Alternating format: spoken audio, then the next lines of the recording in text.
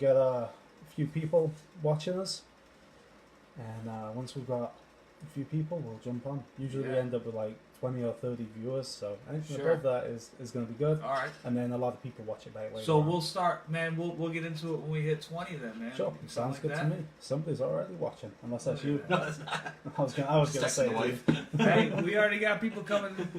Yep, Beth's watching. Dude, hashtag, that's notification squad right there. That's hashtag notification squad. Look at this. Hey, I was streaming we already at 10. I was streaming Fortnite earlier with my son. We got, I think, max like 6 at one time. You know what I mean?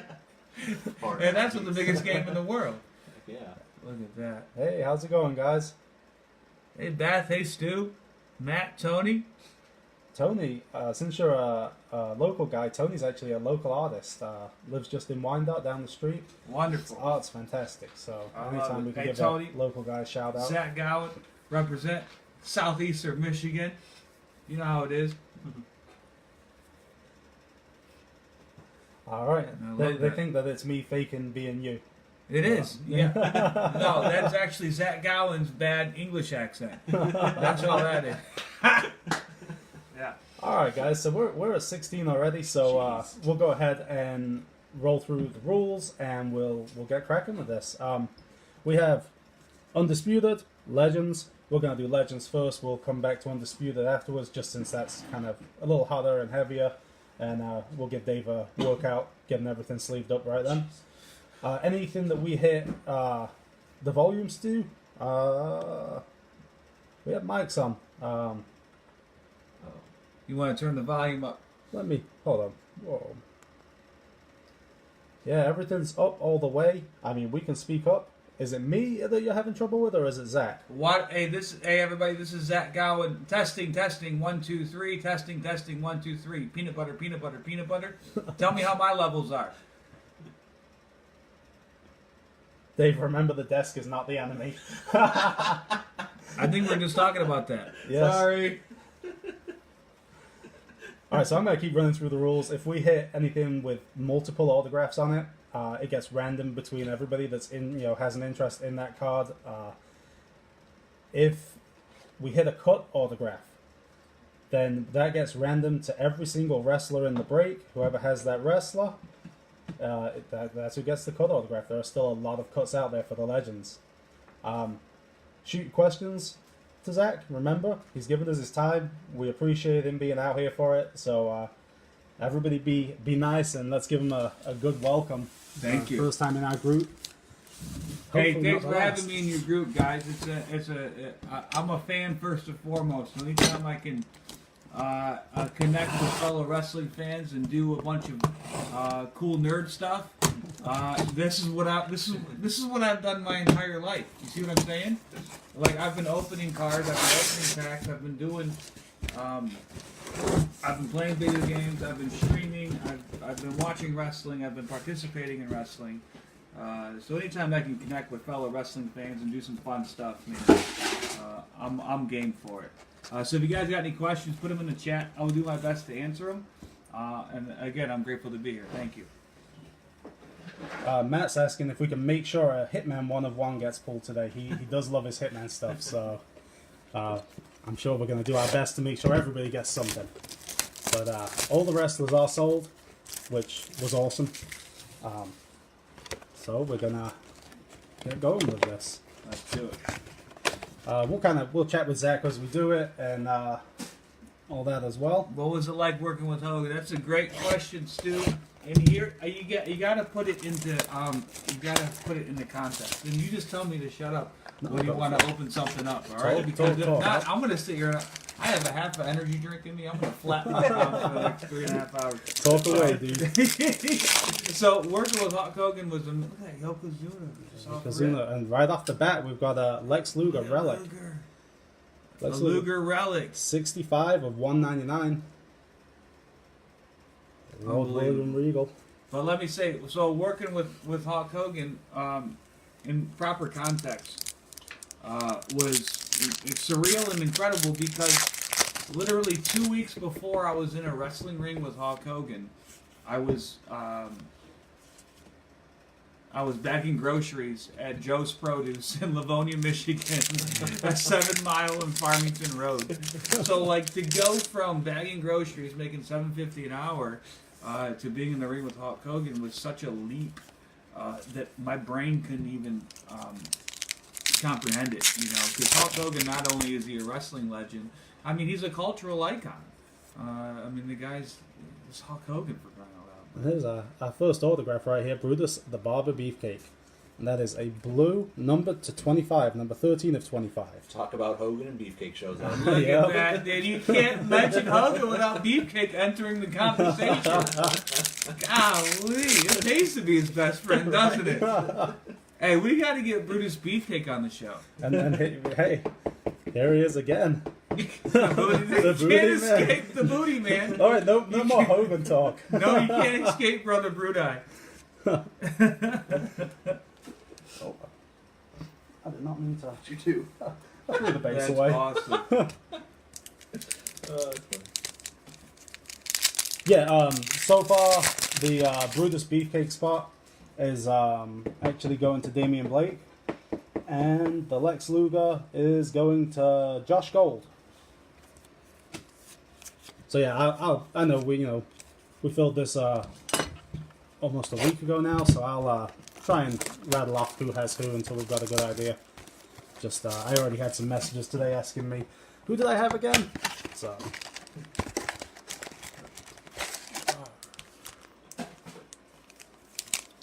So you said you couldn't wrap your mind around it, like the Hogan thing. So when you find that out, are you just like calling everybody you know, or Yeah. Well, here's the thing. The day of the show. Hacksaw Jim Duggan. Jim Duggan. Not a single crap given about that. I'm riding all over the card once again of 199. So Hacksaw Jim. Yeah. So the day of my SmackDown debut was at First Mariner Arena in Baltimore, Maryland, and I was sitting just in the audience, or I was sitting in the seats, and I was just taking like the set in and the fact that I was there in this arena. And it was all amazing. And then the producer walks up to me and says, hey, you have to meet with Hogan and Vince and Piper in Hogan's locker room to go over tonight's segment, which was the Piper's Pit, which Roddy Piper ripped my leg off. And that was my WWE debut. And so I'm like, all right, cool, dude. This is going to be great. And so I followed the producer up to the Hogan's locker room. I walk in. Vince McMahon is there to my left. I shake his hand. I thank him for the opportunity, for being there. And then Piper's in there too. Piper walks up to me and gives me a big old hug. And he couldn't be warmer. He was such a nice person. And then I told him it was nice to meet him and all that. And then I'm looking around for Hogan, and I don't see Hogan. We're in Hogan's locker room. There's Vince, there's Piper, but no Hogan. And I'm wondering, where the hell's Hulk Hogan? All of a sudden, I hear the shower turn off in the locker room. The shower turns off, and walking out of the shower, naked as the day he was born, is Hulk Hogan. So, like, the first time I ever met Hulk Hogan, he was butt-ass naked. Hulk Hogan. Yeah. Like, Hogan and the Python, and it was all there. He walks up, nice to meet you, brother, and he shakes my hand, and I'm just like, thank you for ruining my childhood, Hulk Hogan. So while we were listening to that, we did get a couple more hits. We got a Michael P.S. Hayes, and we got a Hacksaw Jim Duggan. Jim Duggan going to Adam, and P.S. Hayes. Let me see if I can locate him on my list real quickly. This is why I like when Dave does this job, because my list is a mess. You remember the travesty of Jerry last time? knew. I do. We spent most of the break laughing at Dave, searching for people on the list. I was good during Legends. Undisputed, though, was... Yeah. There was too much going on. How big is the Hulkster's package? Is it as big as his arms? I should have gave you all a warning. Hopefully you're not at work or your old lady's listening or something. You know what I'm saying? Like, and that will be the first and last of the Hogan package talk. I promise you that. So, obviously you end up working with Vince. Is there, when you get a pay-per-view match with Vince, is there an agent, or here's Rhino, is there an agent for that? There's my friend Rhino. Of 50. Nice. That's real nice. Is that a good one? Yeah, I'm a big Rhino fan. Oh, of course. I live in Michigan, Got to support the local boy. Exactly. And Rhino was a guy who took me under his wing in a big brother type of role when I was in WWE.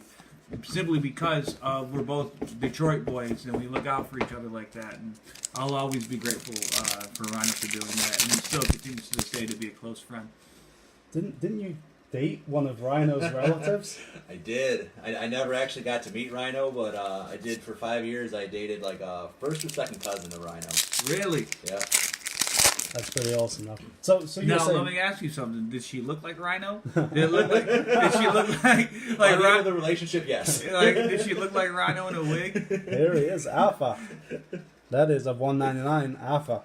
So we had a Rhino and an Alpha. Rhino is going to Michael McMillan, and Alpha is going to Jerry New. Congrats, guys. It's always exciting to know that you're getting mail.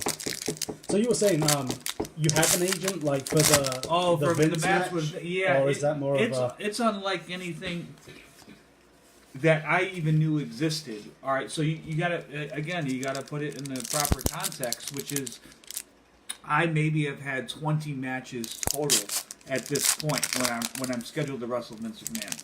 I had my first match March 16th, 2002. I was signed to WWE in January of 2003. So I literally maybe 20 matches literally before I'm in the ring with Vince McMahon. So I'm still greener than grass, and Vince McMahon is not a trained professional wrestler. So you have two people with the potential of a lot to go wrong with these two people in the wrestling ring. So they want to make sure the match goes off without a hitch because it's a very high profile match and it involves the boss too. You know. Razor Ramon autograph ring to 25. Wow. It's a beautiful card. Gee whiz, that is nice. That's a good hit as well. Razor Ramon only has this autograph in this set. He doesn't have any other autographs. So the Razor spot, Razor Ramon is right at the bottom here because it was a $5 spot. Because the chance of hitting something with Razor is very unlikely. So congrats to Parker. Wow.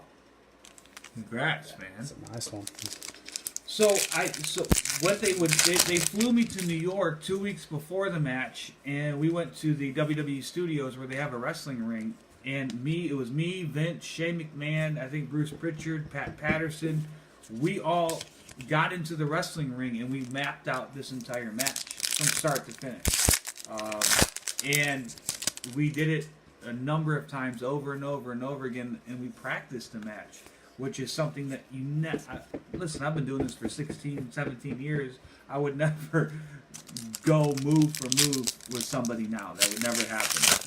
But back then, to make sure the match would go off without a hitch, we rehearsed it over and over and over again, to the point where even the day before the pay-per-view, WWE rented out a community college, and they put a wrestling ring inside of a gymnasium in a community college for me and Vince to go over the match again the day before the pay-per-view. So it was like heavily scripted.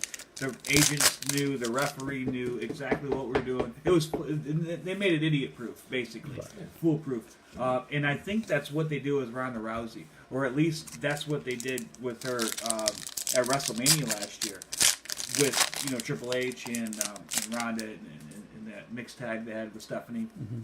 Where that match, I'm just watching that match, and that's somebody who's a professional and somebody who's been there and somebody who's done this for a long time. I could tell watching that match was heavily rehearsed over and over and over and over again, which is something you have to do because Ronda Rousey's never had a match. Right. And you're putting her first match on pay-per-view with Triple H, with Stephanie. You want to make sure everybody's safe first and foremost. And second of all, you want to have an epic, awesome match. So with some wrestlers, with some talent,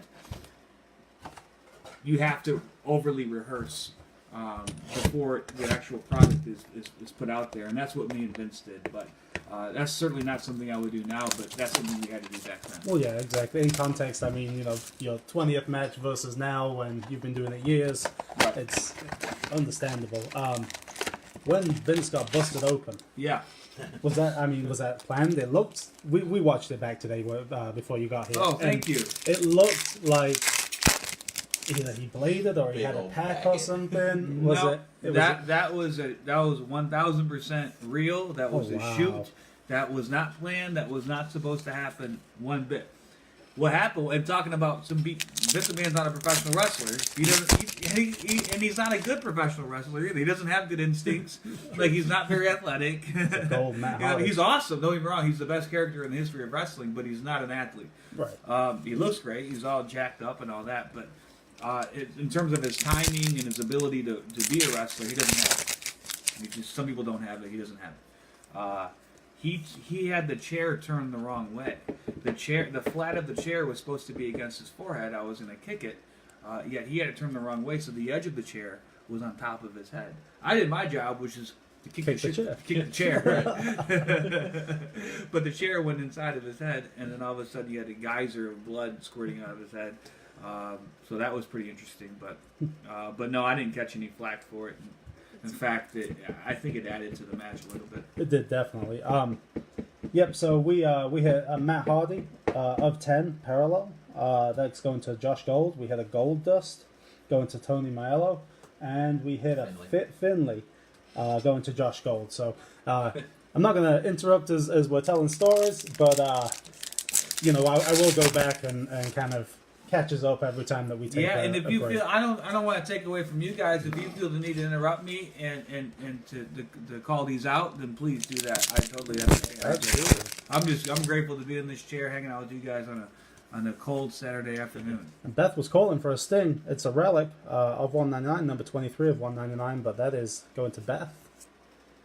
Beth has some luck. Yeah. She's always hitting Sting. They're asking about Brock. How was it to wrestle Brock? You have any good Brock stories? Lesnar. Yeah, so I wrestled Brock Lesnar at Joe Louis Arena. That's a DDP autograph. Look at that DD. Hits you with that DDP yoga. I happen to be the world's only amputee certified DDP yoga instructor. I can't recommend DDP yoga. DDP yoga gave my career a second chance. Really rehabbed my hip, my lower back, my shoulders. And if it wasn't for the benefits from DDP yoga, I wouldn't be able to do what I do in the ring today. And I wouldn't have been able to do the Ninja Warrior run. And I wouldn't be able to have the quality of life that I do today. So this isn't a commercial for DDP yoga, but if you're interested in getting in shape and getting your body feeling good, I can't recommend DDP yoga enough. DDP is going out to Stu Moran. But yeah, absolutely. DDP yoga, I mean, you hear about what it's done for all kinds of guys, Jake and Scott, so definitely cool. It's amazing, yeah. Jericho even, right? Yep. Jericho is an aficionado. Like, I was hanging out with DDP a year ago. We were filming some stuff in Atlanta at his warehouse, some workouts that we're gonna give to veterans coming back from overseas with wounded warriors with limbs missing from attacks and all this kind of. We want to give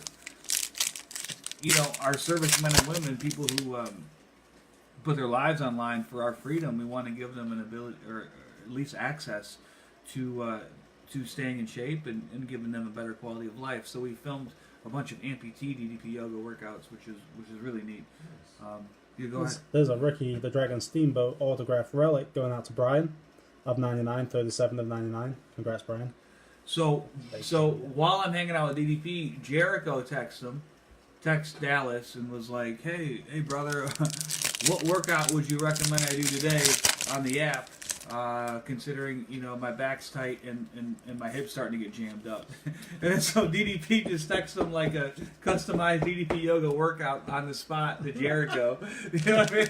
I'm like, what is going on? Like, what is life right now? This is pretty fun, You think Jericho at this point would just have everything down? Like, what do I need to do when this happens? But that's the sign of someone who's successful, the ability to reach out and ask for help and get guidance, you know?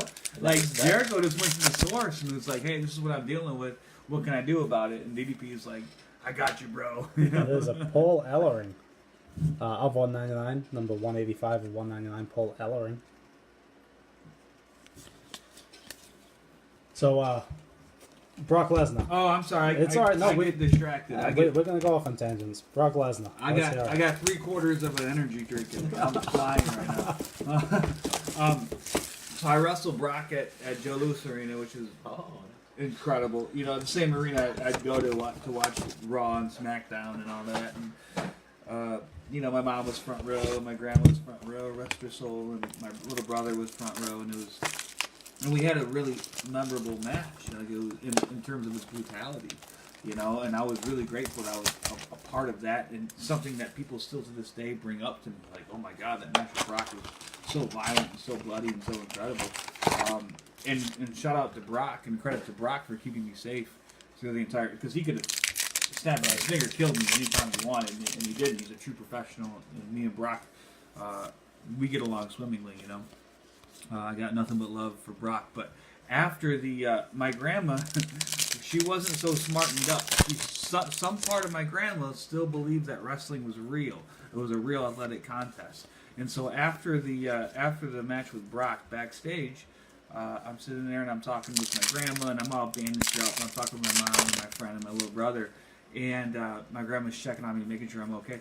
Brock Lesnar walks up, and go ahead. There's a gold Bret the Hitman Hart. Gold of 5. Oh, sorry, of 10. 5 of 10. 5 of 10? 5 of 10. They only made 10 in the world of the gold Bret Hart autograph. What? And that's going out to Matt Reese. Congrats, Matt. Congrats, Matt. That's awesome.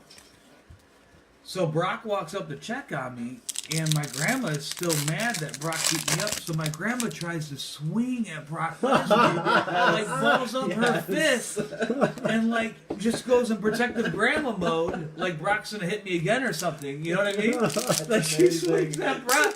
Brock has to like bear hug her almost, like wrap his arms around her and be like, "See, he's okay, Grandma. It's okay. No, I like Zach. He's my friend, And I had to calm my grandma down, dude. 6 of 50 Yokozuna. Yeah, like I'm like, Grandma, do not swing at Brock Lesnar. Like, swing at anybody in this locker room. Like that's the last person you want to swing a punch at. What do you think of what they're doing with Brock now, his part-time status? I love it. Because everybody hates it. He's the best heel in the business right now. And here we go, Alundra Blaze of 50 autograph ring. Go Alundra Blaze? Yep, Alundra Blaze ring auto. That's for nice. 50. Yeah, I think with Brock Lesnar, the Alundra Blaze is going out to Raj, but with Brock Lesnar, what they're doing with him, he's the best heel in wrestling right now, because we all know Brock can go. If you've been watching wrestling for a while, Brock can go. He can do whatever he wants. But he wants to, he does. his character is, he's a part-time champion that comes in, suplexes the crap out of people, and can't be beat. I love it. And it's the best heel in the business. And people ask me all the time, they're like, hey, would you ever consider going back to WWE? And my answer is, yeah, if you give me the exact same contract Brock Lesnar has, I'll do it. You can't be mad at Work 10 times a year and get paid 7 figures. Goon. Let's do it. The Goon. The Goon. Wow. To 99. The Goon autograph. The To 99. Goon? Talking about Joe Louis there. The Goon. Who has the Goon? The Goon is going to Jeffrey Nemeski. And Brock has the easiest job in the world. He doesn't have to cut promos. He shows up, and then Paul Heyman does all the heavy lifting for him. Paul Heyman, I mean, is phenomenal. He had the line of, when I watched Raw last week, he had the line of the night, which was Vince was trying to relay the story of David versus Goliath. And then you hear Paul Heyman off mic go, "Sorry, Vince, I never read the Bible." I started laughing so hard. He's like, I know, I've never read the Bible. I've never read the story. I don't know. To me, just the wit and just how good he is at what he does, man, I love it. But yeah, that's the team right there, man. Paul Heyman and Brock Lesnar. That's perfect for me. I love that stuff. G Wiz just asked. He said, "Who are you still friends with in wrestling?" He's fascinated with who hangs out with who, who knows who, and keeps in touch with who. Yeah, and here's who. People will be surprised to know that the wrestling business is a really, really small business. Of $199. And everybody knows everybody, and everybody's pretty much cool with everybody. So while me and John Cena don't exchange Christmas cards every year, if I ran into John Cena at an event, it's going to be, "Hey, brother, how are you?" Shake hands, hug it up, man, because we have a certain, here's the thing, there's a certain understanding and respect that we have for each other, which is we're going out there on a day in, day out, week in, week out, year in, year out basis, which is we're putting our bodies on the line, literally. If you're a wrestler, Pat, I'm putting my life in your hands, and you're putting your life in my hands. So there's a certain, understood respect that we have for each other that transcends any sort of I don't know, pettiness for most people. I can't speak for all wrestlers, but I get along with everybody. The wrestlers that I'm closest to are probably Rhino and Matt Hardy, and these are guys that I talk to, Shane Helms, on a regular basis. Shannon Moore. I like Shannon Moore a lot. Yeah, You see that? I saw when I walked in. I saw Shannon Moore up there. I like Shannon Moore. I was a huge fan, and Dude, Shannon Moore's the man. I like Shannon Moore since he was in WCW with 3 Count. Oh, yeah. I was a big Shannon Moore fan. He was selling some of his stuff. One of the guys in my group gave him a heads up. Gave me a heads up that he was selling some stuff, so I had to grab something. So he offered me up the action figure. Oh, that's outfit. excellent, man. So I had to jump on it now. You have to, dude. Dude, Shannon's awesome. And he's a great guy. And he's fun to be around. I have great respect for wrestlers who are amazing wrestlers, but I have bigger respect for wrestlers who are good people. You know? And Shannon's one of those people who are just a good solid guy. There's a Ricky the Dragon Steamboat ring this time. Ricky still going out to Brian. So congrats, Brian. Number to 50. It's been an awesome case for rings. Yeah. Last case we had 4. Every case I've opened of this, we've ended up with 4 rings. Oh, so okay. I think I'm expecting 4. I counted my top loaders to make sure I had 4. So hopefully we don't get 5. No, I think I got plenty. So you had a little feud with Matt Hardy in the second half of your WWE run. How was that? You know, before you guys were friends. There's a five. We didn't. Me and Matt didn't get along. Really, we didn't get along at all when we were in WWE together. I think, and a lot of that came through in the storyline. There's a lot of truth to that, which is, hey man, I've been here and I've been putting in work, and then here, you know. Here's this one-legged kid hops in, all of a sudden he's in the main event spot. Like, I'm not cool with that. Which I think was based a lot in reality at the time, which I don't blame Matt either, because he's the one who was laying down the groundwork and the framework for me to come in there and do that. Mm-hmm. You know? But over time, me and Matt have grown to be pretty close friends, and I think, you know what, I'm doing a podcast with my tag team partner, Gregory Iron. We're the Handicap Heroes. He's the only wrestler in the world that has cerebral palsy. And we're starting a podcast this year. We've already taped a few of them, and quite frankly, I don't want to toot my own horn, but they're really entertaining. Although, if you're listening, be on the lookout for that if you guys want to hear some cool stories from me and Greg. But we're talking about different topics we could talk about in the podcast, you know. And I'm like, can we just talk about Matt Hardy? Can we do there's another goon. Can we just do to 50 this time? 3 hours on the genius of Matt Hardy? I'd be into you know what I'm to saying? That. He's for a guy who has reincarnated himself. I know. Over and over and over again, for being the overshadowed big brother, because Jeff had all the natural charisma and the athletic ability, more so than Matt. You know what I'm saying? For him to fight and dig his way out of these holes that he found himself in, and how he's overcome, and how he's just I think you could make an argument for Matt being one of the greatest of all time, just in terms of his mind and his ability to connect with the audience, longevity. And they're like, when he's doing that stuff in '99, like jumping off the ladders in 2000, 2001, they're like, oh, he'll never last. It's just a flash in the pan. But yet it's 2019 for crying out loud, and Matt Hardy's still one of the biggest stars in the world. Come There's on, a man. Kane going out to Josh Miller. That's corporate Kane right corporate there. Kane. That's Mayor Kane right there, brother. We need a concessions Kane. Yeah. But yeah, as far as Matt Hardy goes, absolutely, he's awesome. And Gregory Irons getting a lot of love in the chat as well. Shout out to Gregory. All right, hey, so guys, if you want to hear me and Gregory pontificate and prognosticate about the wrestling business and people that we've met and different stories and all that, be on the look. Follow me on social media or Greg on social media, because that podcast that we're going to do is coming soon. And I know there's a million podcasts that everybody's fighting for attention, but I think I wouldn't do it if I didn't believe there's a space for it and it's a good product. So absolutely. So thank you if there's any interest in there. I'm sure it'll do very well. I know I get shit all the time. I don't listen to music. I listen to podcasts. That's all I do. I mean, that's it. So Between Eric Bischoff and Bruce Pritchard, I Brother, can I was always find time. I was listening to Sold Out 98 on the way here with Bischoff and Yep. Conrad, the latest one that came out. Oh, he gets so mad at Bishop. Oh, it's so funny though. Yeah, I was listening to that on the way here.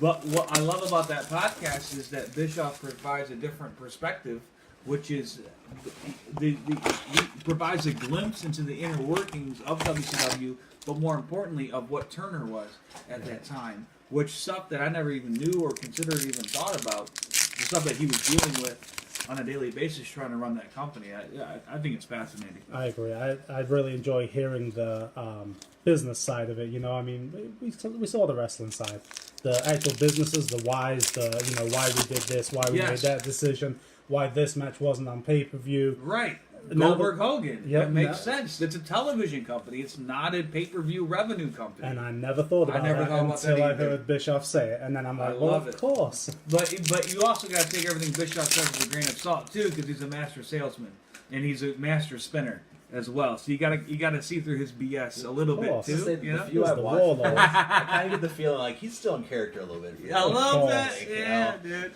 I like Bischoff. He's saving face though. I probably wouldn't want to hang out with him, like maybe in small doses, but I like Bischoff a lot. Warlord going out to Jeffrey Niemski. Oh wow, dude, that's my favorite wrestler when I was a kid. This is numbered to 199. Yeah, Jeffrey, you're doing really good, dude. So when I was in second grade, I used to imagine I was the warlord, and I would get in fights at recess, and I was impervious to pain, and nobody could beat me. It was a weird, like the warlord spirit took over, and I couldn't be beat. And there's a Jeff Hardy, 25 of 25 base, going out to Beth. Oh yeah, let's get more warlord. Never have enough warlords. So you said like with you and Matt Hardy didn't get along right away. Yeah. Did you feel that from any of the other guys when you were coming in? Oh yeah, WWE for sure. I didn't get along. I was probably the most disliked guy there for a long time. More Brutus the Barber Beefcake, man. Come on. Yeah, and that was just a reflection, not on their character, but on me, because I had a poor attitude and I hadn't worked hard enough, and I was immature, and I would make stupid decisions, and I was impulsive and all that, just based on my character defects and my personality defects that I had at the time. Kurt Angle number to 99, going out to Jason Abrams. Kurt Angle actually signed it in the right place. Kurt has a habit of signing it up here. Really? So, and they have a lighted area for the name. So the fact that you have a Kurt Angle, I'm going to say this is a 1 of 1. I would agree. Yeah, wow. Because he does not sign it in the correct place. Good job, Abrams. Good for you, man. Congrats. Yeah, so no, I was 19 years old. I was a punk kid, man. I had a chip on my shoulder, but I desperately wanted to fit in too. And then so when you have like a personality like mine, which is I'm insecure, but I want to prove myself and I want to fit in, and I'm overwhelmed. And there's a lot of fear going on. I mean, that's just a recipe for like disaster for me at the time, But at the same time, they have to see the athleticism and just be impressed by that too. Sure, there's got to be part of that. Well, yeah, there's a certain respect on a professional level that I was getting that I wasn't getting on a personal level. And for me, I just desperately wanted to fit in because these guys were my heroes, There's a leader ring of 99. I wanted Lito to like me. You know what I'm saying? Everybody wanted Lita. Yeah. All right, Benjamin Emerson getting the Lita ring relic. Yeah, Lita was on Raw and Matt was on SmackDown at the time. Were they still together at the time? They were together, but I think there was some issues going on. Right.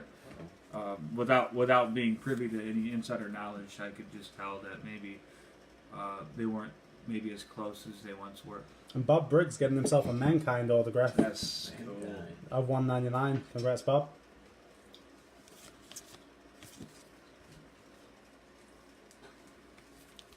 Let's see. Let's get some more questions, guys. Let's scroll through. Are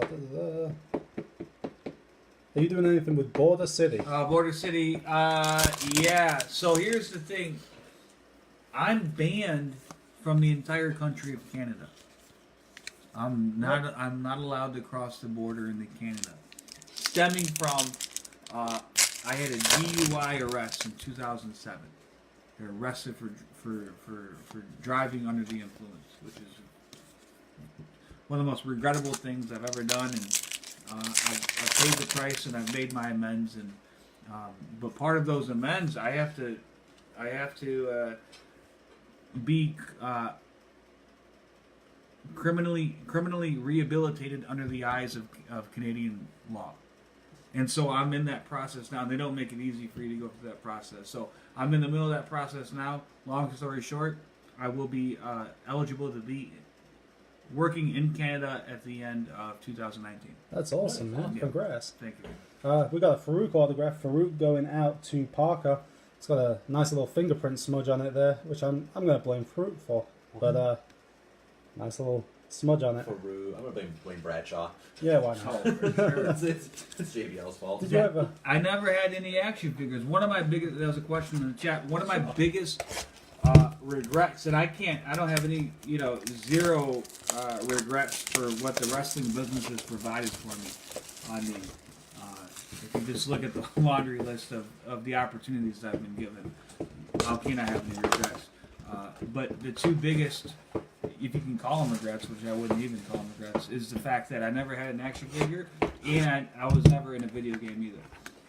We were just talking about the video game. What was the reasoning behind that? The So programming? at the time, the reason behind it was the programmers couldn't code me in based on my unique movements. Gotcha. So they would have to write entire codes for every single other performer that would wrestle me in the game based on what I couldn't do in the ring. So at the time, they didn't have the technology or the manpower or the resources to do it. Maybe they could now. Maybe I could be a DLC in one of the 2K games. I'm not sure. Awesome. Yeah, wouldn't that be cool? And the only reason why is because I want my son to play me. You know what I mean? Yeah, he plays for Fortnite, sure. but like, how cool would that be if you got WWE 2K and then your dad was in the game? You know what I mean? That would be epic. Dad, you won the title tonight. Yeah. No, he would probably pick Brock Lesnar and just murder me, dude. Like, I hate that for grounding me. Boom, chair shot. So Rob Piper just got a Stephanie McMahon base to 25 in the bathroom in here, in the little cutout. And we have a Big Show autograph. Oh, nice. Now, you did wrestle Big Show a few times, right? I wrestled Big Show a few times. Any good Big Show stories? I mean, we all always hear he's a gentle giant, always real safe. Anything good that you can tell us about Big Show? Nothing but positive things about the Big Show. Let's I go mean, out to Tony. here's another guy that could have really taken advantage of the situation and put me in a dangerous position, and he never did. And that's a testament to the kind of human being he is, and also the kind of professional that he is as well. For sure. One person that you did have some involvement with that I personally thought was going to be a huge star and just never really got there, Sean O'Hare. Yeah. Man, all the tools. God rest his soul. Absolutely, man. All the tools and just never really got there with WWE. I mean, I was a huge fan. I really thought he was going to be huge. Oh, I was too. I was a fan of him when I saw him in WCW doing Sean times off the top rope. There's another Ricky the Dragon Steamboat for a 50 this time. Nice.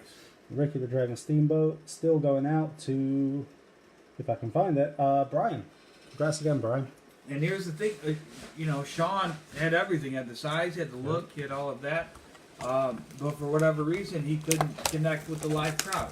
I really thought when they put him with Piper that was going to That help. was going to be it. But it really never was. worked out. But more importantly, I mean, who cares about all the wrestling crap? I mean, here's a young man whose life was lost. Right, Who absolutely. lost his life to mental illness, essentially. And there's so many guys like that I used to work with, that I was friends with, that I got to know, and I got to know them and their families that are no longer here with us. Guys like Crash Holly, guys like Canyon, guys like Sean O'Hare, guys like Mike Awesome. And nobody really talks about these guys anymore. Quite frankly, it makes me sad, it makes me feel a sense of sadness on a human level. Not to bring the stream down and all No, this not kind at of all. stuff, It's real. I mean, it's real that's stuff. what we and wanted. nobody shines a light on these guys. I mean, they'll talk about Eddie Guerrero and God rest his soul as well, and For sure. and guys like that. But it's like, man, there's so many men and women out there who who have been part of the wrestling business who are no longer with us, and it makes me sad that we don't talk about it. Yeah, absolutely. Here is a printing plate autograph, 1 of 1, Michael Cole. I mean, it's Michael Cole, but it's going out to Morgan Hobbs. I mean, that one of one. Only one in the world.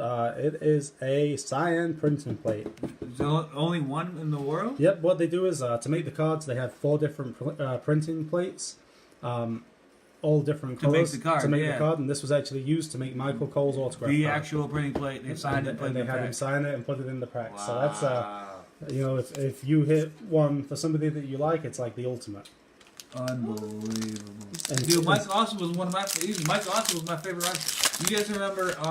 Was it One Night Stay in 2005? It was Austin and Tanaka, and they just went out there and had some amazing match, dude.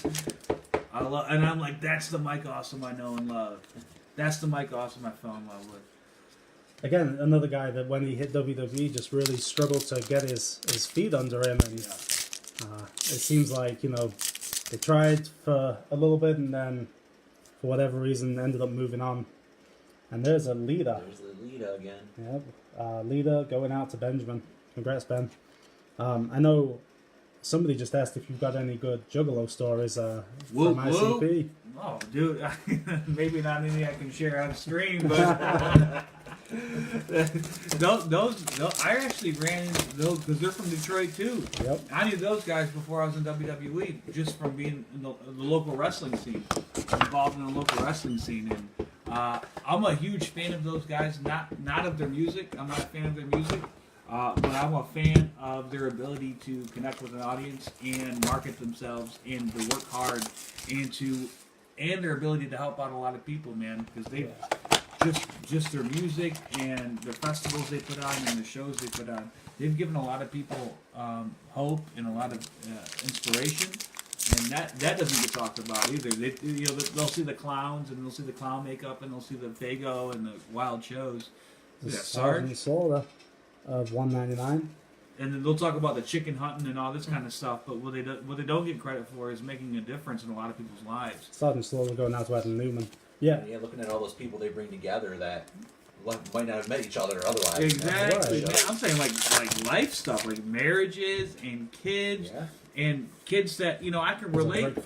Growing up as poor white trash and not having a lot of hope, they provided for a lot of kids like me. They provided a lot of hope for those kids, So I got nothing but respect for the Insane Clown Posse and the fact that they've given me steady work for a long, long time, and I got to know many of their fans, and I was able to perform in front of them, and I got nothing but positive things to say about it. Have you read Violent J's book?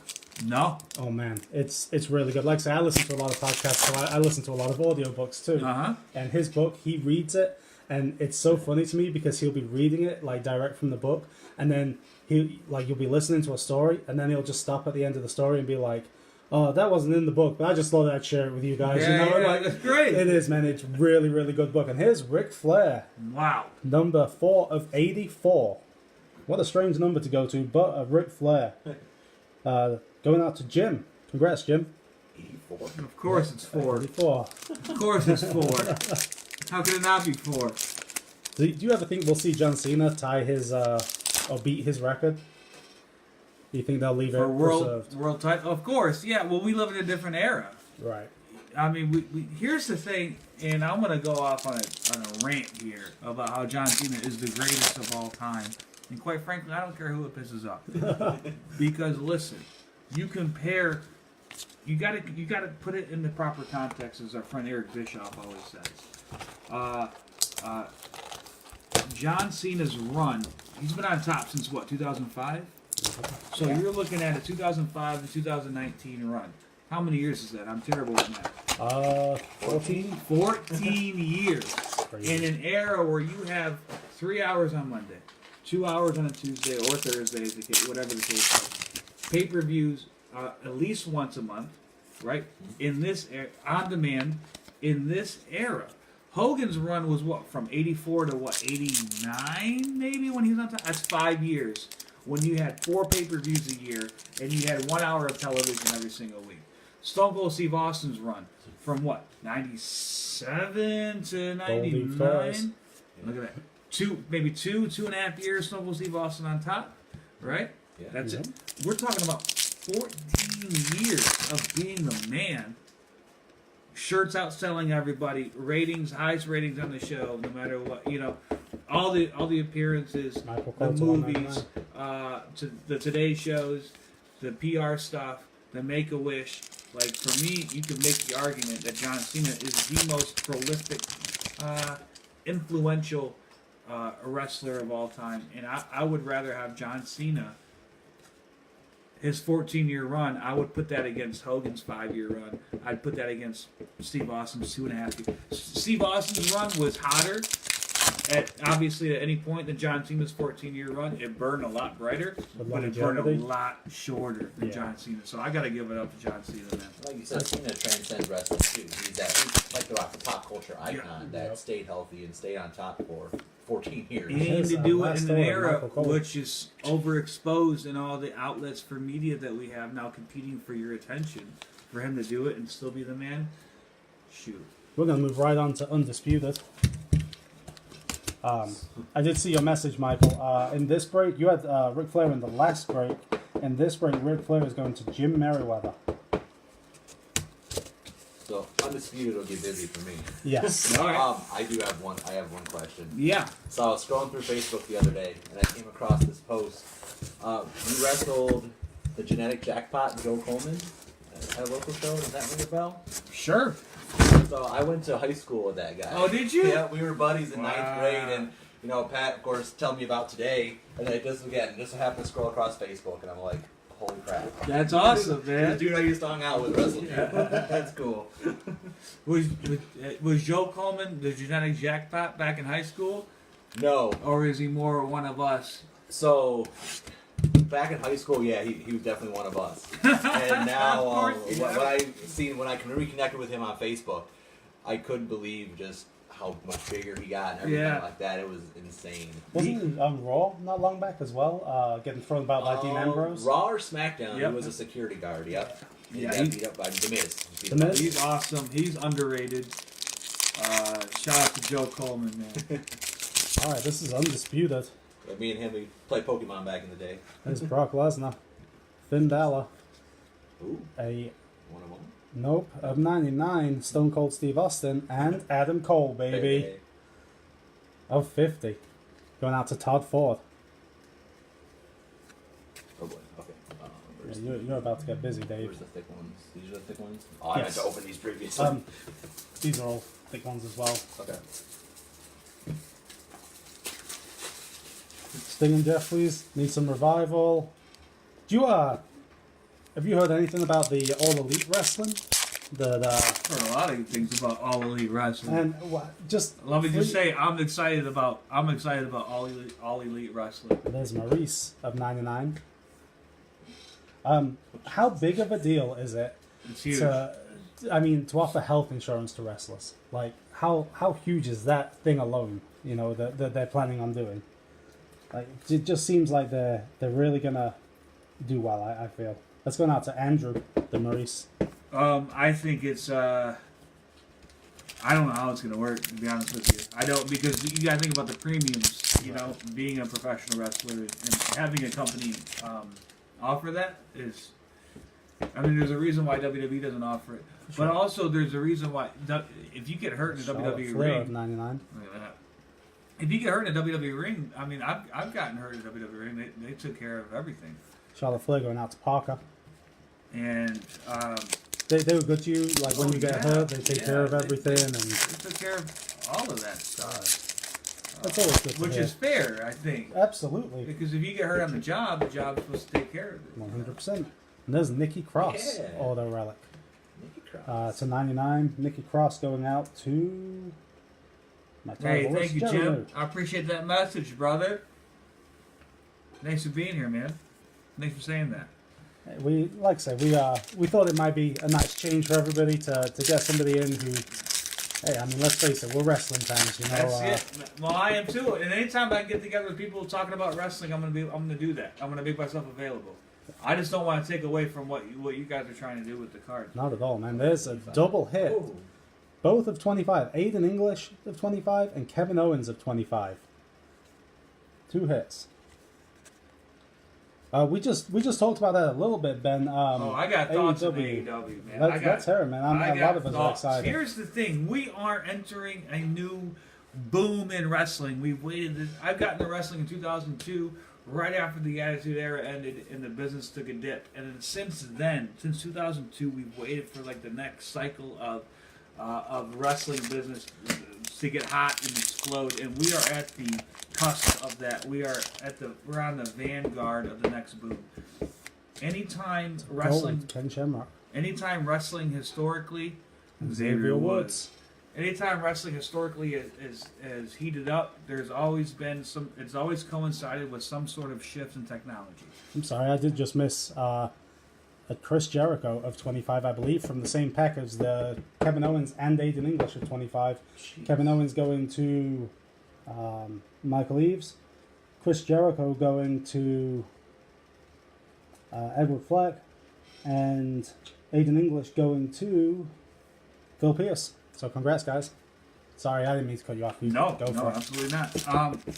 In the 50s, when wrestling heated up, it was because there was all of a sudden, for the first time in history, a television set in everybody's living room. And wrestling is a very cheap show to produce. So all of a sudden, Gorgeous George is everywhere, you know. Then in the 80s, when wrestling at the Hulkamania era coincided with pay-per-view becoming a viable option. Green Randy Orton and the Sting. For generating revenue. Then in the 90s, when wrestling exploded again, all of a sudden, it was at the cusp of the internet. You know, so you had Sunny being the most downloaded woman on AOL. And you had cable television, USA, TNT, TBS. All of a sudden, there's cable television in everybody's house, which wasn't the case until that point. There's a Dash Wilder of 50, relic order. So every time there's been a shift in technology in how consumers consume the product, there's been wrestling there to take advantage of it. And now with the on-demand, with the streaming service, with the WWE Network, you can watch New Japan, you can watch Bar Wrestling, you can watch GCW, you can watch Ring of Honor, Impact on any device, anywhere, anytime. And wrestling is taking advantage of those avenues. We just hit a Miz of $199 and a John Cena of $99. The John Cena going out to Jim, and the Miz going out to... Well, I can find him. The Miz going out to Adam Newman. And Benjamin, you were right about that. And listen, there have been talks, and I got to watch what I say here when it comes to this, because I don't want to ruin any relationships that I have with people in wrestling. But there are wrestlers under contract right now with WWE that their contracts are coming up shortly, and there is a very serious consideration of jumping ship. Not to Impact, not to Ring of Honor, but to AEW. And this is no reflection on Zach at all, but here is one of who I assume is very interested in jumping ship. Of 10, Finn Balor. That's why I'm laughing. I'm like, Yep. I would assume this push that Finn Balor is getting is... I'm not saying anything other than not. There are contracts coming up, and there is serious interest from WWE contracted wrestlers of jumping ship to AEW and not re-signing with WWE, which for the first time in history, that's another Adam Cole. Besides that short period with WCW, where there was a viable alternative for talent to go make more money somewhere else. And that's good for all wrestling fans. More wrestling on TV, more wrestling around. It's a good time to be a professional wrestler. Absolutely. It's a good time to be a professional wrestling fan. And it's a good time to be on this stream opening up these cards. Absolutely. And Apollo Crews is another guy, that's a 25, another guy who, I mean, they could do something with. I'd like to see him push too. Me too. I think Apollo's great. Somebody Todd is saying that he thinks Balor's taking the title tomorrow night. I would agree. I think there's some intrigue, isn't it? I think the way that they're playing the storyline out, like nobody's giving him a shot, that leads me to believe he's got a shot. Vince said he didn't have a shot. Braun Strowman said he didn't have a shot. Paul Heyman said he didn't have a shot. Brock Lesnar said he didn't have a shot. You know, that means he's got a pretty good shot. That means you hear that over and over and over again. When I saw that on paper and I saw like they're gonna do Finn versus Brock at a Royal Rumble, my first thought was Royal Rumble 2004. When they did Bob Holly and Brock. Yes. But they didn't build up as Bob Holly as like, oh, he doesn't have a shot. They tried to build him as like he's a badass. But like the fans were like, dude, Bob Holly's not about to beat Brock Lesnar at the Royal Rumble. Bob Holly's not going to go into WrestleMania as the champ. Shout out to Bob Holly, no disrespect. Not at all. I hope he doesn't hear this. Hope he doesn't beat me up. But what I'm saying is but you're right with them building up is Finn not having a shot. That means he does have a shot. Right. Sure. It's definitely making you think it's not going to be as cut and dry as that. There's a Jason Jordan. Jason Jordan's another one. You know, he had that bad injury, and hopefully he's doing better. Super talented guy. Man. Yeah, just they were struggling to get him over with the whole Kurt Angle story, but that was never going to work, though. Well, no, but Jason Jordan going out to Zach Wise. Congrats, Zach. We did have a few. We had an AJ Styles of 25. AJ Styles is going to be going out to Matthew McDonald. We had an Aleister Black of 50, who will not be winning the title tonight, in my opinion. Going out to Jerry New. We had a Kevin Owens relic that is going out to Michael Eaves. We are going to do a recap at the end where I'll run through everything. The list is obviously staying up in the group, and I'll be contacting the people who have won for addresses and making sure I have current information for them, so you will know if you get something. We're trying to pay attention to stories and enjoy ourselves, so if I miss a few, I do apologize. Let's see whether we've got anything else. Any good Bob Holly stories? There's a Ruby Riott and Samoa Joe. I mean, I love Bob Holly stories because I've read his book. I listened to his book, and it's great. His book is awesome. His book is fantastic. I highly recommend it. He's angry and he's funny all the time. And he's like, I love the Jack Bruce Gable. Pritchard Bob Holly stories. All right, I got an idea. Put the belt on me and I'll beat everybody. Yep. Bob was really good. I don't have any funny Bob Holly stories. Oh man. I will tell a story about one time when Chris Benoit slapped a sausage egg McMuffin out of my hands. I will tell that. He yelled at me in front of everybody at the gym. Let's hear that one. That one sounds good. I pulled up to the gym and it was like 7 a.m. and I was trying to smash real quick a sausage egg McMuffin from McDonald's because that was my breakfast. And he sees me in my car eating the sausage egg McMuffin, comes up, knocks on my window, I roll it down, he slaps it out of my hand, and he goes, I don't ever want to see you eating that crap ever again. You're an athlete. Athletes don't eat that crap. And in my head, I'm like scared to death because Benoit is screaming in my face at 7 a.m. about not eating a sausage egg McMuffin. And the fact of the matter is, I was 20 years old. I weighed about 140 pounds. Like I couldn't put on weight even if I tried. Even if I ate all the sausage egg McMuffins in the world, I wouldn't gain 3-4 pounds at most. You know what I'm saying? I'm just trying to get some calories in my body before I worked out, and I got Benoit just in my face, screaming at me about not eating a sausage egg muffin. There's a JoJo relic. You know him, he's probably thinking, I'm just looking after the kid. Yeah, of course. But I was like, golly, man. Like, can't a kid eat a sausage egg muffin without getting yelled at? Apparently not. And at 20 years old, you know, you're being told you're not allowed to eat that. It's gotta feel strange. Yeah, couldn't do it. So Renee Young of 25. We've had some nice color in this case. Renee Young of 25. Renee going out to Andrew. So that one's being shipped over to Canada. It's Andrew's first break with us, so that's exciting. I gotta throw a pack of cards down.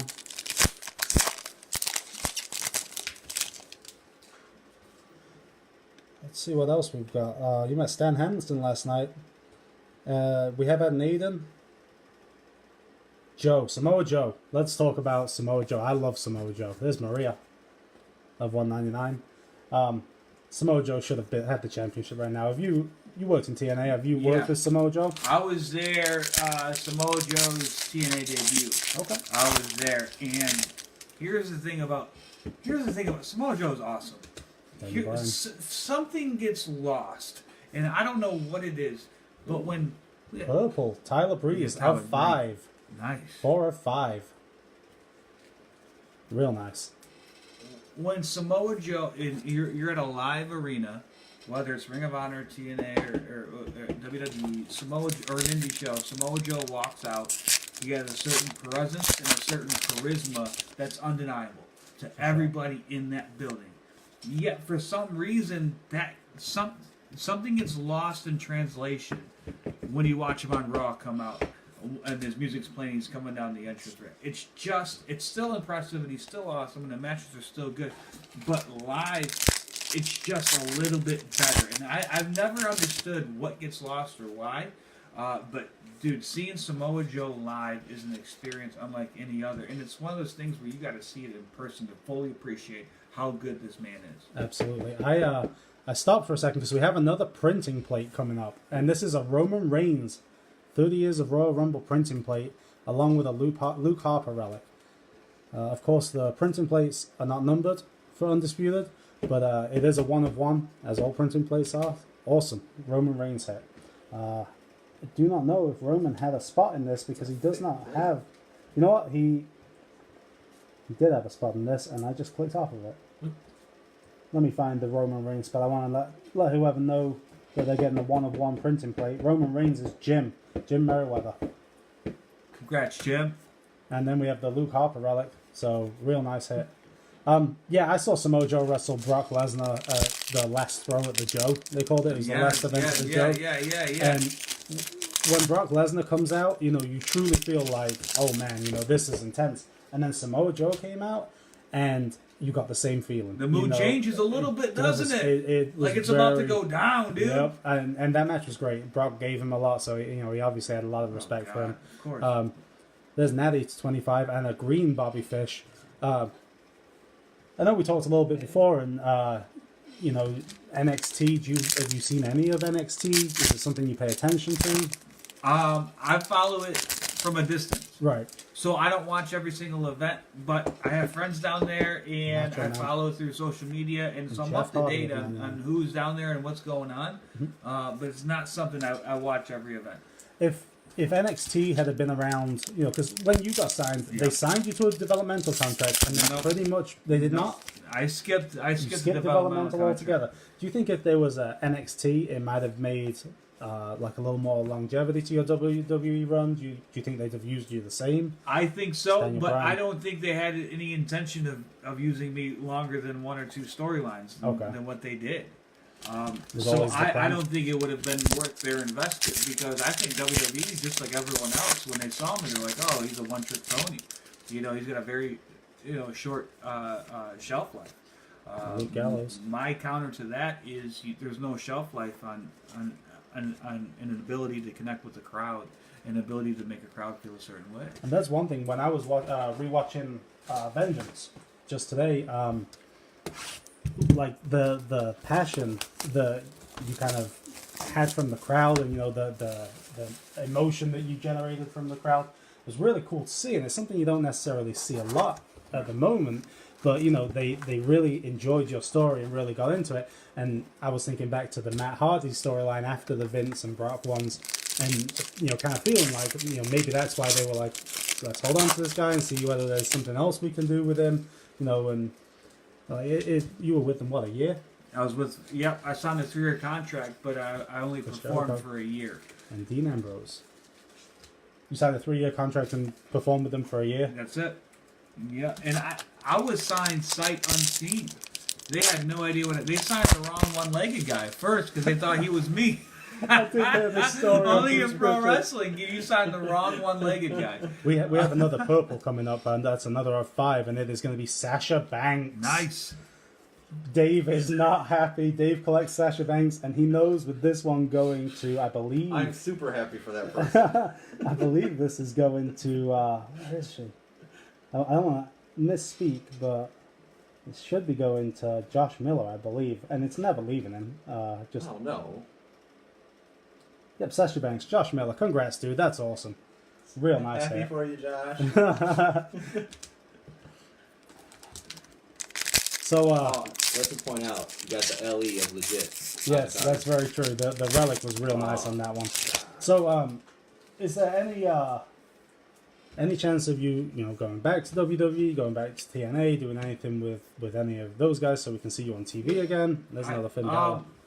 I think so. It's not a goal of mine because my focus as a professional has switched to public speaking and working with kids and being a coach and being a motivator and working with kids that who are disenfranchised and disconnected, who don't have a lot of guidance.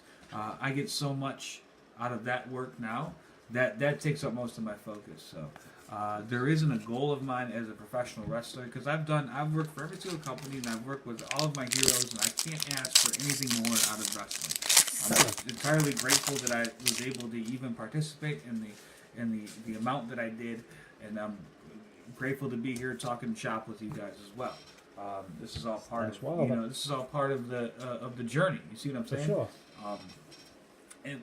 But I get more joy now in professional wrestling out of helping produce and develop young talent than I do out of performing in the ring.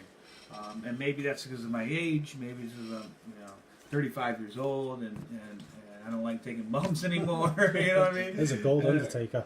Oh wow. But I do get much more satisfaction and enjoyment out of producing and helping develop young talent and coaching young talent than I do out of actually performing. So you said that you pay attention to NXT a little bit from afar. Who's your favorite down at NXT? Who do you think has the most potential? Ricochet. Right now? Isn't he amazing? Because that's the guy, Adam Cole man. again. Ricochet, I agree. Dude, he's such a good dude, man. I knew Ricochet when he weighed about 115 pounds out of Louisville, Kentucky, when we used to work for Ian Rotten back in 2005 and 2006. And I used to think, man, this scrawny kid, I'll never see this. I'll never see this guy again. You know what I mean? Like, he was just starting out, and he was so little, and he was just so awkward and weird. And I didn't see it, but now, man, I ran into him a few years ago at an indie show in New York, and I'm like, you talked about that Samoa Joe presence, you know? Yep. Ricochet has that too. He comes out, the dude's a star, and plus he can do things physically that nobody in the world can do. Absolutely. I mean, I can't say enough nice things about him. When Dave and I went to NXT, we waited outside to get some autographs and meet some wrestlers, and it was just, he was so cool with us. There was a young fan that had made him a sign, and he's paid such good attention to that fan. He's such a good... Like I said, I'm a fan of dual people... Order. Here we I'm go. sorry. Yeah. We got the Stone Cold of 99 and the dual order that'll be random between Dean Ambrose and Seth Rollins. So that is going to be... Seth Rollins is Josh Gold, and Dean Ambrose is Braden. So we'll do that random at the end. Can we talk about how lazy Dean Ambrose and Seth Rollins' autograph is? Have you seen Velveteen Dreams autograph? No. I will show you. Before you leave today, I will show you Velveteen Dreams. Because that Dean Ambrose autograph is lazy, bro. Yes, it is. No.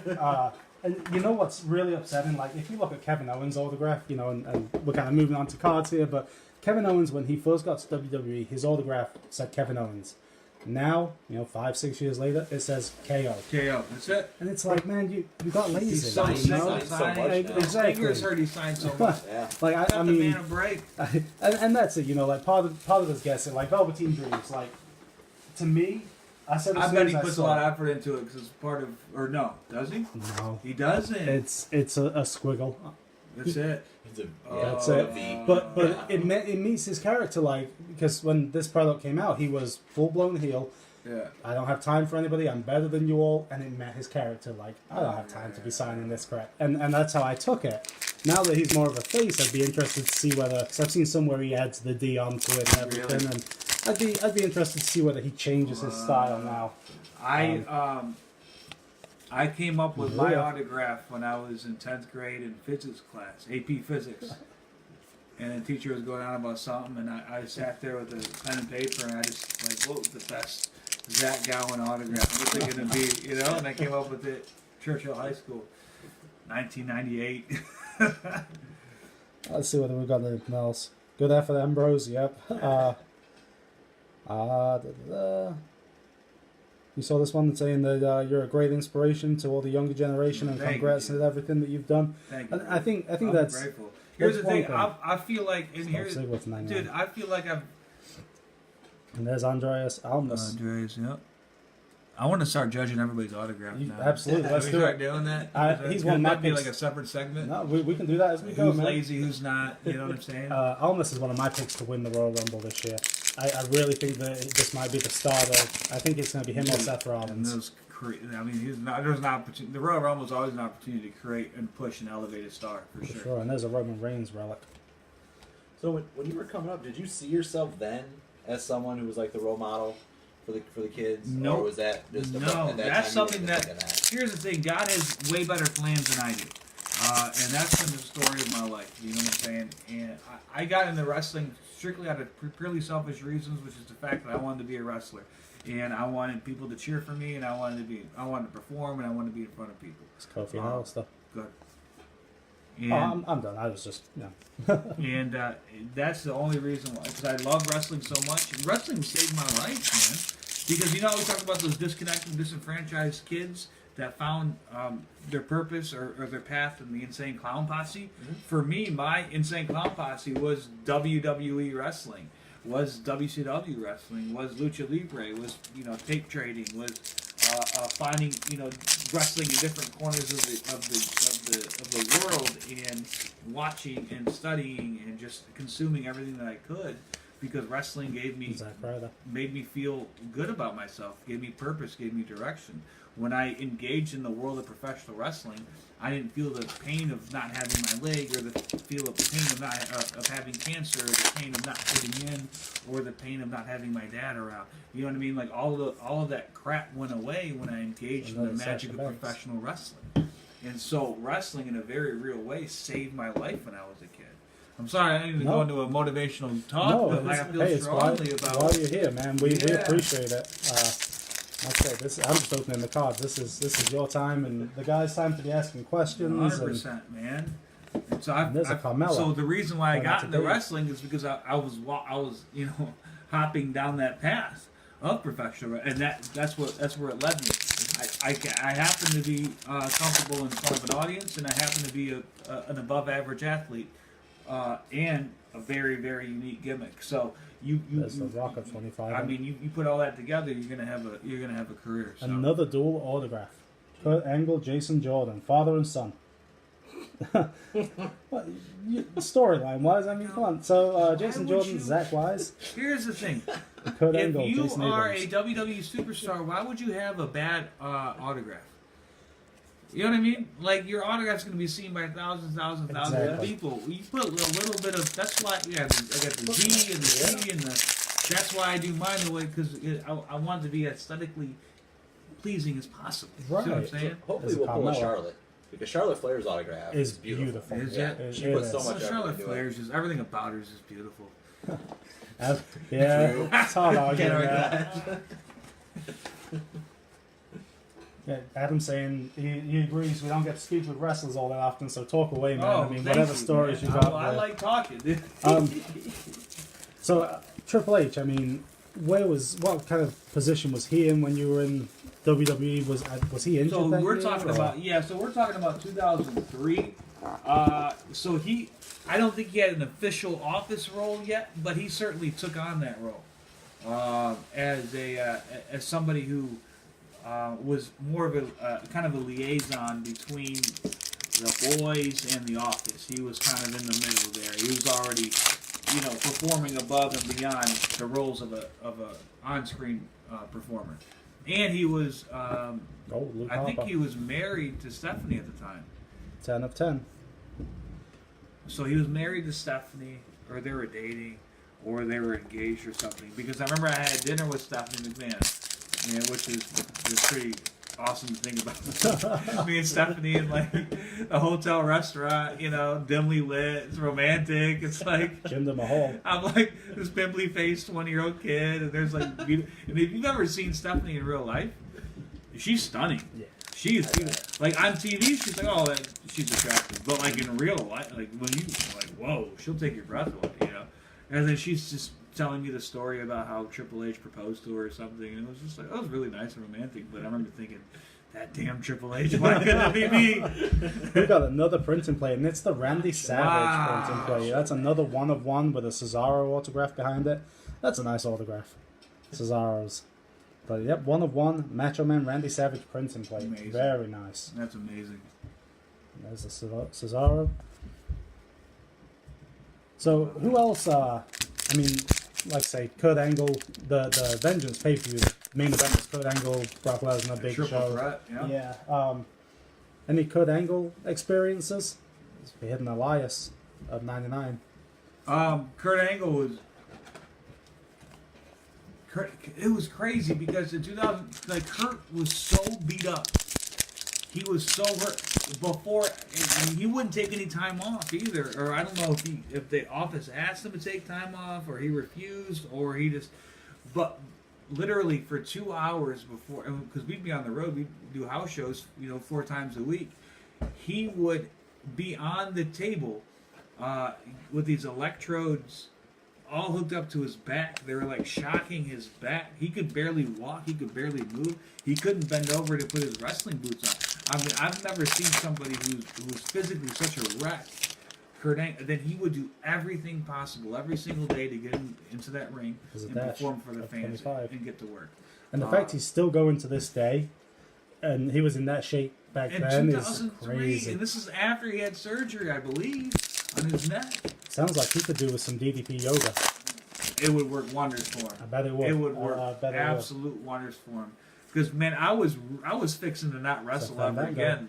The way my low back and my hip and my shoulders, the shape they were in a few years ago, I was like, I just can't do this anymore. Because as an amputee, I just have so much more impact on all my joints, But by strengthening and lengthening and improving flexibility and core strength and balance and all that, dude, I move around the ring at 35 years old like I did when I was 18, 19 years old. And Nia Jax.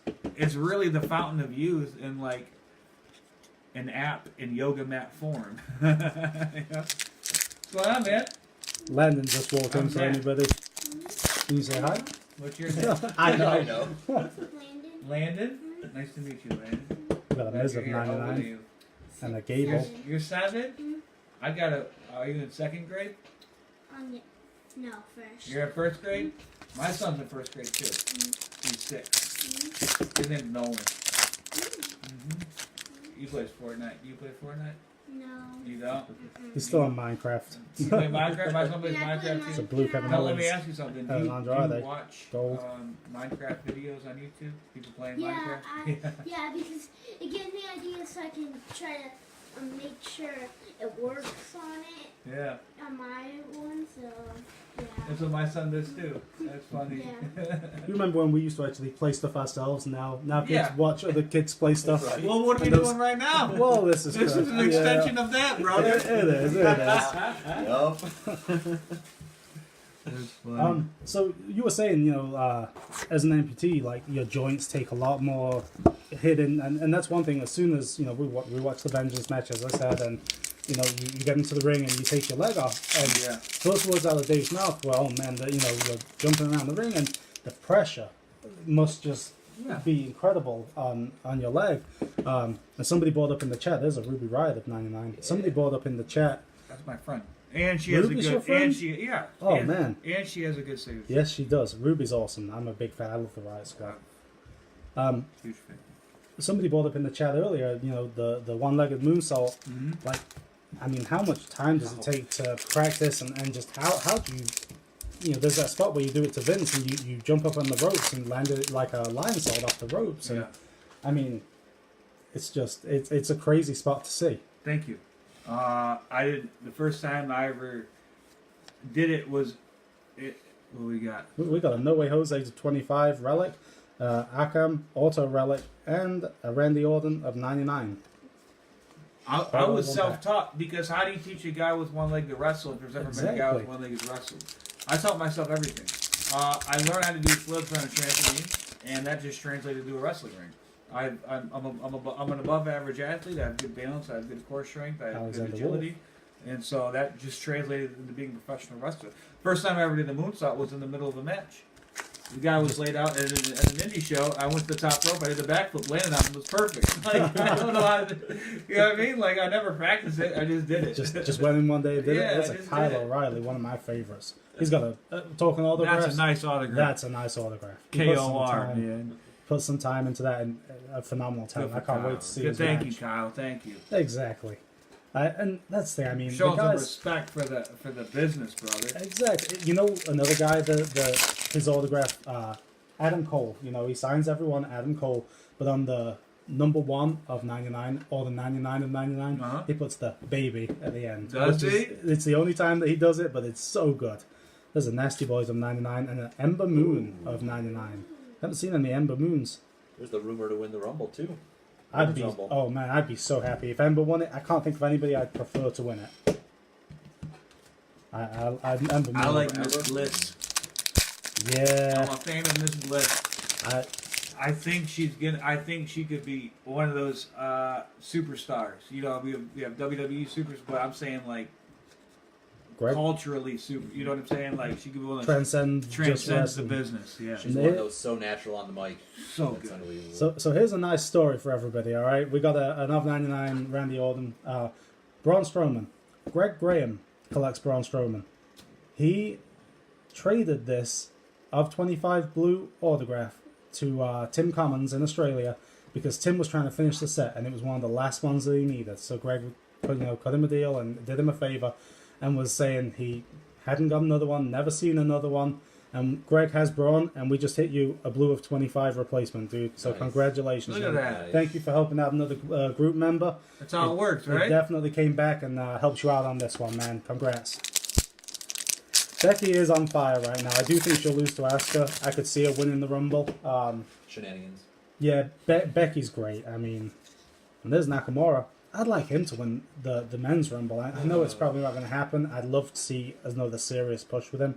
He's another one that I assume is probably looking at all Elite Wrestling and eyeing them up. So Well, they were trying to give him a push. What, last year Yeah. when they turned him heel, right? Yeah. And they were trying to. I love him as a heel. I think he's great.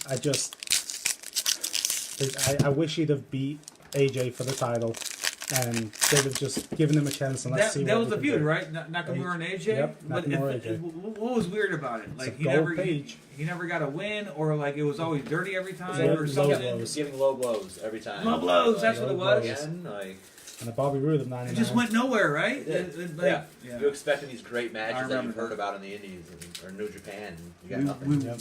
they didn't give. They tried to force feed the fans something that they didn't want, and Yeah, Vince does that from time to time. Yeah, Sometimes absolutely. it works, sometimes it doesn't.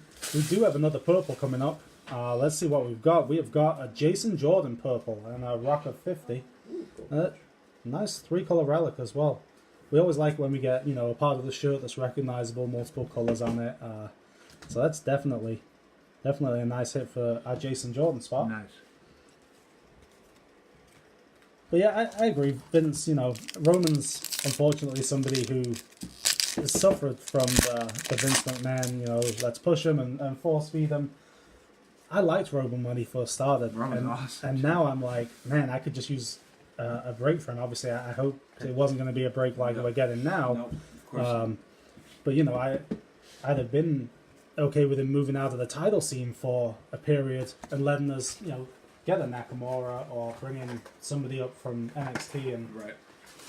just Vince, getting a bit of Vince a wouldn't break. give up. No, Vince wouldn't kept give up pushing on it, and I mean, it hurts somebody who, you can't deny. It's like Cena, you can't deny what they do for the business. I mean, it's the fans, the business, the kids. They're just awesome. They're invaluable to it. So, I'm definitely hoping Roman comes back soon.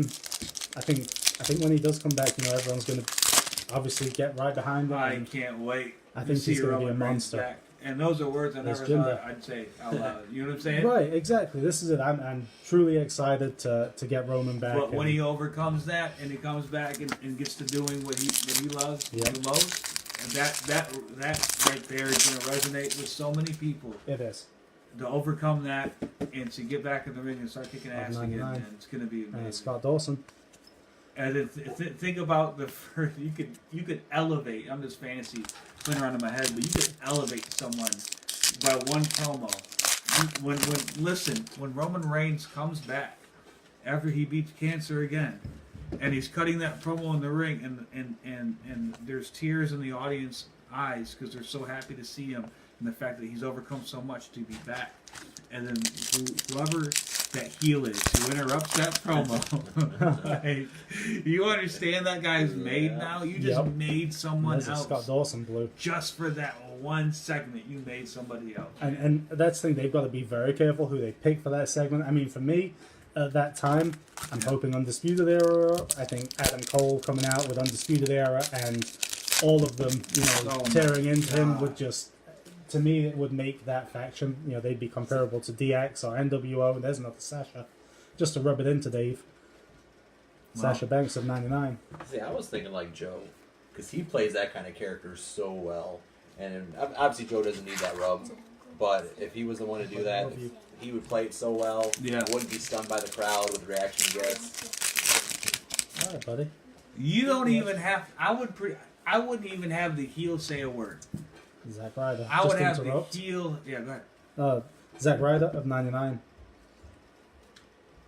I would have the music hit, the heel walk on stage, look at Roman Reigns, and just slowly shake his head, and then walk to the back.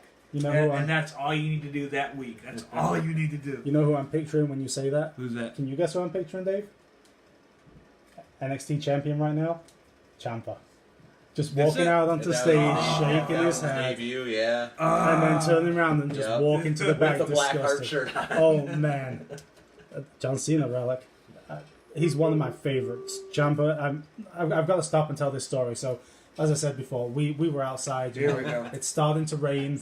And we're standing outside waiting for all the NXT wrestlers to come out with us and sign autographs for us. And Ciampa comes out and everyone's like just cheering. And he's like, I got you guys, I'll sign. Puts his bags in the bus, walks over to a guy who's got a board, with all kinds of pictures and everything, takes the pictures out of his hand, takes the marker out of his hand, goes to sign, stops, drops it on the floor, and just gets on the bus to a chorus of boos. That, to me, was better than him signing for every single one. Just a chorus of boos, just as he got on the bus. Cool. It was, man. It was so funny, and, most of us are adults there, we get it. Like, he's playing this character. It was just perfect. And you know what's cool to see his evolution.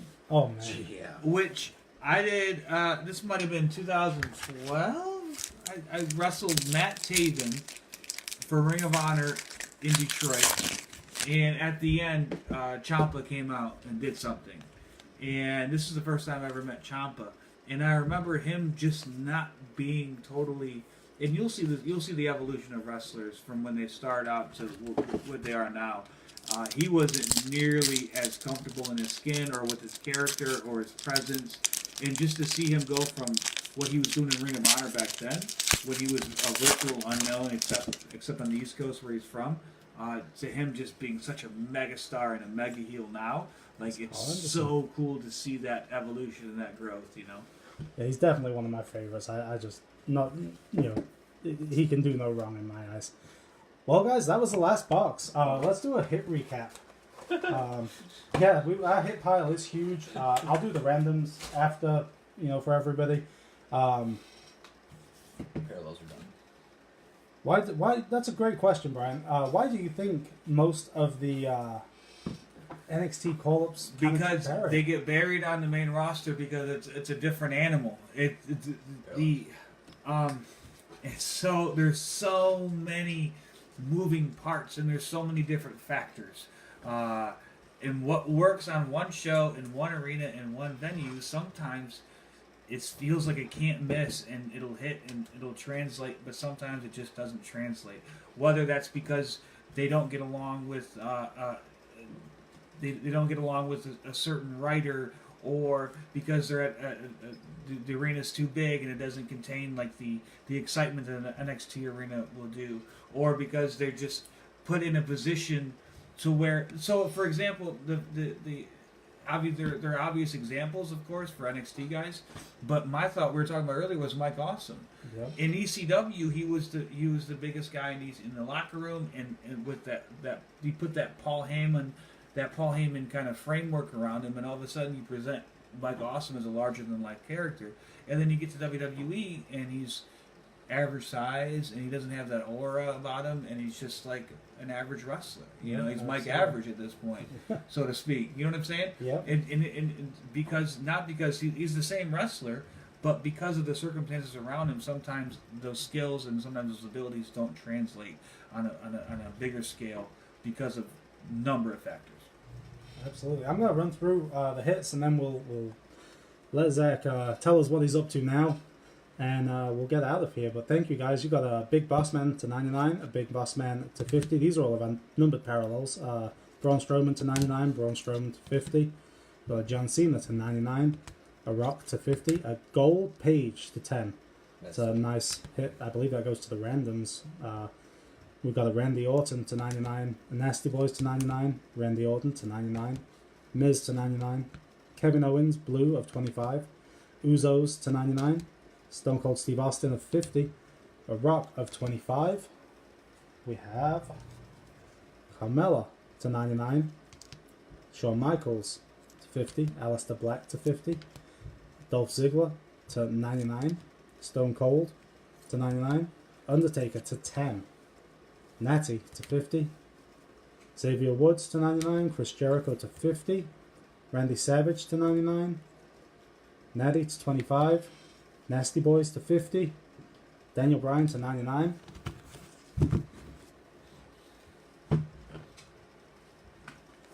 we have Shawn Michaels to 99, Ruby Riott to 50, AJ 13 of 25, Aleister Black to 99, John Cena to 99, Randy Orton to 50, Chris Jericho to 25, Ken Shamrock to 10, Stone Cold to 99, then we have a Gold of 10 Eve, 50, Ric Flair of 25, Stephanie McMahon, that is not Shawn Michaels. We have enough 25, Jeff Hardy, of 50, Dolph Ziggler, of 5, Bobby the Brain Heenan, 50, Yokozuna, 44 of 50, Booker T, 10, Matt Hardy, of 50, Alundra Blaze, and enough 50, Brutus the Barber Beefcake. Holy smokes, Dave. Brother Brudine. Carl Anderson to 99, Braun Strowman to 99, to 199, Luke Harper to 99, John Cena Relic, Kofi Kingston Relic, a Zack Ryder to 99, Sasha Banks to 99, Scott Dawson to 25 and to 199, Jinder Mahal to 50, Ember Moon to 199,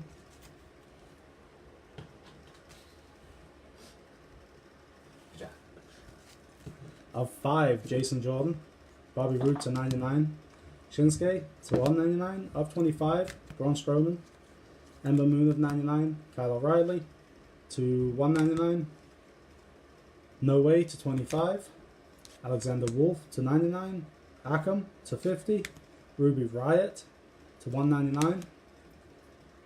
That's Andrade Cien Almas of 10.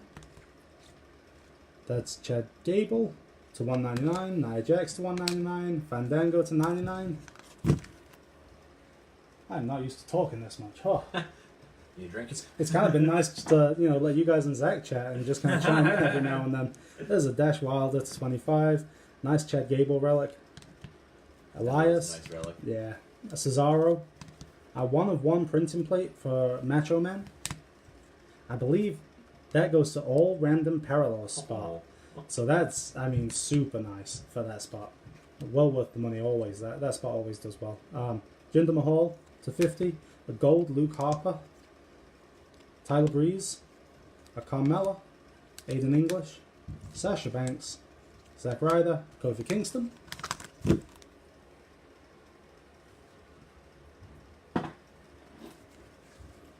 We got a Roman Reigns, Andrade, Maria to 99, Eric Young to 25, Bobby Roode to 99, Adam Cole, baby, to 199, Bray Wyatt to 50, Dash to 25, Alexa Bliss to 99, Finn Balor of 199, a purple, blue of 5, Sasha Banks with the legit patch. Dean Ambrose, lazy autograph. Luke Gallows, Jeff Hardy, beautiful autograph. I mean, when we're talking autographs, Jeff Hardy's got to be up there. I love it. Daniel Bryan, Bobby Fish, another nice one.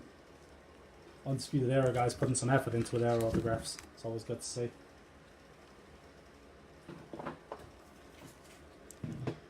Luke Harper, another one.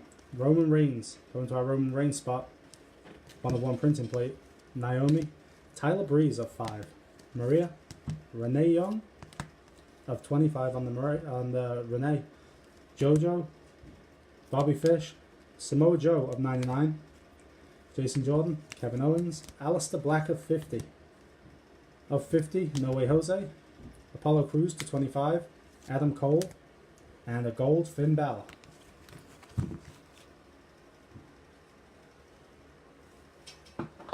Almost there. Alright, we got a miss. We got a dash of 50 on the dash. It's got a Sting of 199, Baron Corbin, Xavier Woods, Aiden English of 25, KO of 25, and Nikki Cross. Charlotte Flair. We said we'd show you a Charlotte Flair autograph. Look at that. You can read it. It says Charlotte Flair. Yes. Like that's what we want. Legitimate. Yeah. Good. And then we got a Maurice. Also a good one. Adam So Cole. I feel like the women have better autographs than the men. I would agree 100%. Look at Michael Cole's dog crap on. That's not even. Is his real name Michael Cole? Can we look this up? We can. Dave, you're on it. Dave's going to look it up for us. That looks like autograph somebody whose real name isn't Michael Cole. You see what I'm saying? 2 Michael Coles. If I was Michael Cole, 199. if my character name was Michael Cole, that's how I would sign that. We have a Ric Flair ring auto. Sergeant Slaughter. Michael Sean Coulthard. So Cole was the way to go. There's Gotta do 1/1 something. Michael Cole printing plate and Big Show.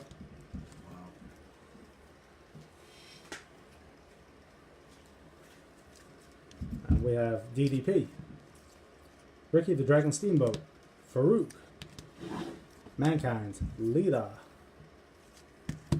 Kurt Angle, signed in the right place, Warlord, Mayor Kane, The Goon, Jim Hart, Ricky the Dragon Steamboat again, Haku, The Goon, Alundra Blaze at gold, Bret the Hitman Hart, Paul Ellering. I'm saying these cases weren't too bad. I mean, the 1/1s we've got, yeah, they're not autographs or anything, but they're not bad. Still 1/1. Right, I mean, the Michael Cole, I mean, it's kind of your Tom Phillips autograph, Yeah, that kind of level, but still, I mean, it's cool. Ricky the Dragon Steamboat, DDP autograph. Sting, Relic, Gold Dust, Fit Finley, Razor Ramon, Alpha, Rhino, Michael P.S. Hayes, Hacksaw Jim Duggan, Brutus the Barber Beefcake, and Lex Luger. Alright, so Zach, Wonderful. give us, what are you up to now? What are you doing? Where can people hit you up? Give us all that stuff. Hey, and we'll put links. If you want to get in touch, first of all, thanks for having me, Pat. Anytime, Appreciate it, man. It was a lot of fun. And please have me back anytime. I'd love to come back, hang out with you guys again for sure. That's good. If you want to stay in contact with me, any social media at Zach Gowen, ZachGowen.com. If you're interested in booking me for any events, any speaking events for your company, for your school, or for any wrestling events, autograph signings, or to wrestle, or to help your talent develop and grow, go to ZachGowen.com and hit the contact button. If you just want to say hi, do that as well. Happy to interact with everybody and say hello. So thank you for the interest. Thanks for being here. Thanks for having me here as well. All right, thank you guys. Hopefully you guys enjoyed this. Something a little different for us. We're still getting off in plenty of time to go watch NXT. So go get yourself some snacks. Go get in front of the TV, watch NXT. Reach out to Zach. Thank you again, Zach. We really appreciate you doing it, man. We really enjoyed having you. Give us your feedback, guys. Let us know through PM. Just let us know what you thought of this. You know, it's something we can definitely do more often. I reached out to a few guys, and we've got other people interested in doing this with us. So let us know how you guys felt. Thank you very much, guys. I'll get all these cards sorted and get them shipped out as soon as I can. I'll be contacting you guys. Thanks again.